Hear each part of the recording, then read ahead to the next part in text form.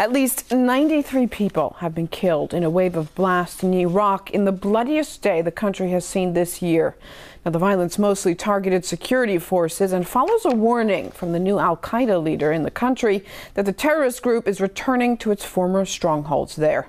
He also threatened the U.S. with attacks. Our Mideast correspondent Paula Sleer has the latest. This is the most deadly attack in at least a year in Iraq. It follows a day yesterday that saw some 17 people killed. In just one incident, some 18 people were killed in one neighborhood. Now, we're hearing from a security personnel spokesperson that the target of these attacks is predominantly security and Iraqi police. It comes just days after a warning by the leader of al-Qaeda in Iraq, Abu Bakr al-Baghdadi, that he would be retaking strongholds that had been those of al-Qaeda. He would be pushing out the United States and its allies. In an audio recording that was posted online, he said, and I'm quoting, and he was referring here to the United States, "You will see mujahideen at the heart of your country since war has only just begun." Now, these latest developments in Iraq are parallel to what we're seeing unfolding in Syria.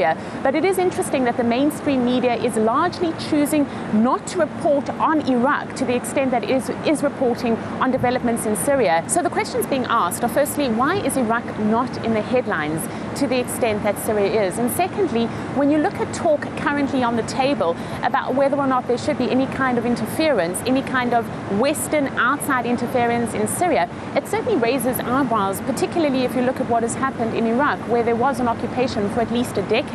Today in Iraq, we see chaos, we see constant strife, we see a death toll that is constantly on the increase. And concern is being raised whether or not the same kind of scenario might eventually play out in Syria. Mark Almond, professor of international relations at Bilkent University in Turkey, has warned of a grim fate for the region if the invasion of Iraq is repeated in Syria. If international intervention came to Syria, it would have the same effect that it had in Iraq after 2003. It's going to plunge a divided society, a very complex society, into chaos, and it opens the Pandora's box to these radical groups who may not have too much popular support, but who have preferred to use car bombs, the gun, intimidation, to try to carve out what they see as a truly fundamentalist Islamic state. And that, of course, sets them against other Muslims and also against the Christian and other minorities. Sadly, in Iraq, the Christians, for instance, have virtually disappeared as a group because of the violence directed at them after the American invasion in 2003. Syria is the only country, along with Lebanon, in the Middle East that has a substantial Christian population, but there is a risk that they would be targeted, so we would have religious, perhaps ethnic cleansing, as well as a religious civil war between Muslims.